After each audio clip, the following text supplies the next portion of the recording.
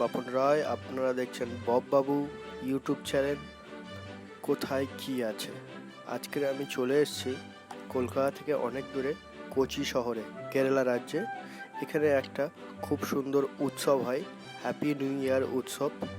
এটা এত পরিমাণে খুবই সুন্দর, যেটা আপনি আজও পর্যন্ত কল্পনা করতে পারিনি কলকাতা থেকে। তো এর সাক্ষী হতে আমি চলে আসলাম কোচি শহরে। প্রথমে আমি জানাই এক এক করে কিভাবে এখানে আসতে হবে।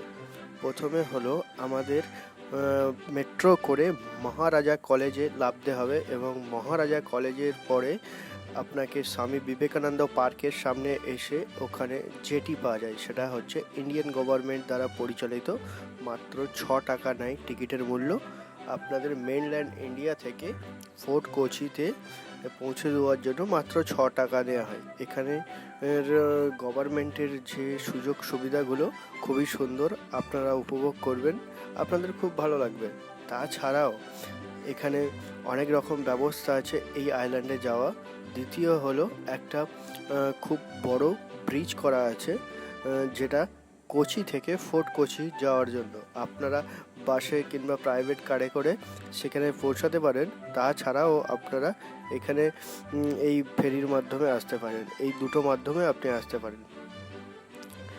এই ফোর্ট কোচি বিখ্যাত শুধুমাত্র বিচ, ফরেন নাইট লাইফ এবং ক্লাব এবং পর্তুগিজদের সেই পুরনো আর্কিটেকচার ছাড়াও এখানকার নাইট লাইফ খুবই সুন্দর। তাছাড়া এটা দেখার জন্য সারা পৃথিবীব্যাপী লোক এখানে আসে এবং এর সৌন্দর্যটা অনুভব করে। আমিও চলে এসেছি এইখানে এর প্রাকৃতিক সৌন্দর্যটা দেখার জন্য।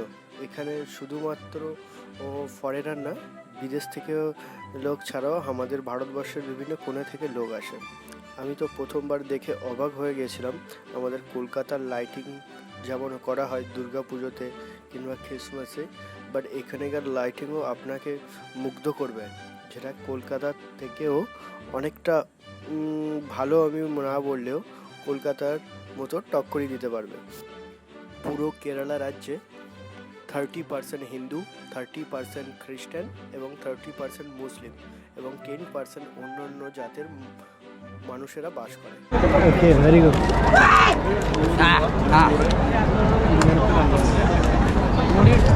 এখানে সবাই মদখোর গাঁজাখোর, যারা মদ গাঁজা খেয়ে থাকে তারা সব এনজয় করছে। এখানে একটা বিশাল বড় স্যান্টা রাখা আছে, এই স্যান্টাটাকে জ্বালানো হবে।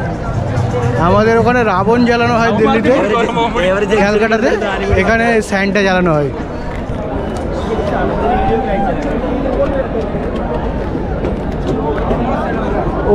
ওই দেখা যাচ্ছে স্যান্টা। প্রতি বছর 12টার সময় এই নিউ ইয়ারের দিনে এই স্যান্টাটাকে জ্বালানো হয় এবং নতুন বছর উদযাপন করা হয়।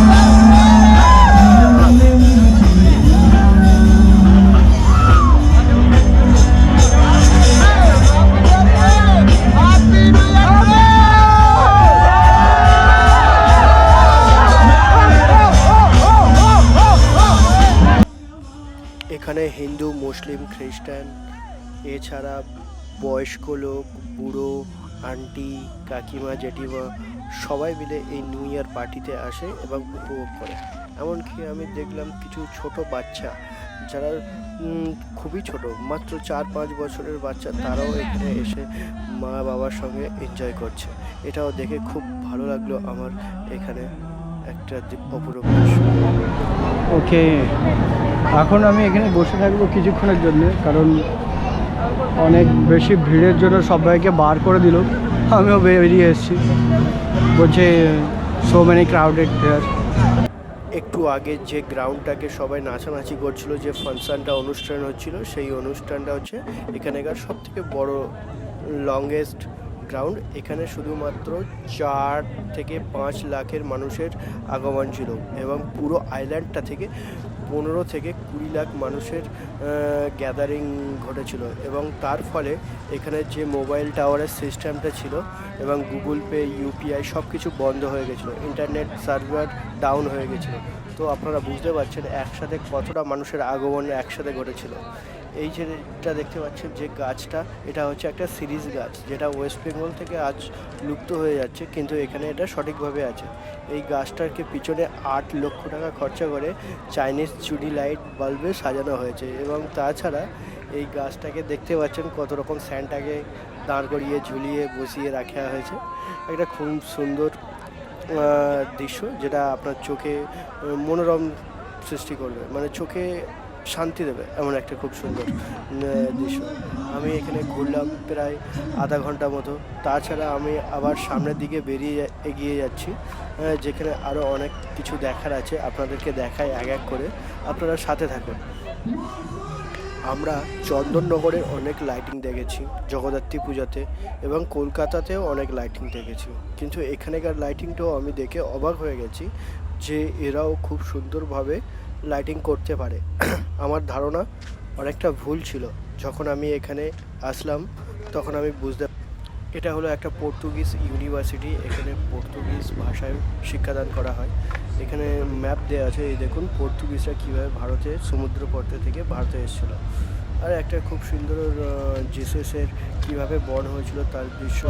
ओके हेलो, ये है सबसे अच्छा यहाँ का क्रिसमस ट्री, मेरे को बहुत अच्छा लगा। ये बहुत सुंदर beautiful trees, there are so many beautiful balls here.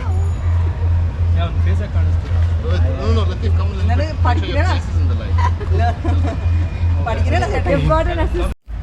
আমি আপনাদেরকে একটা গান শোনাচ্ছি।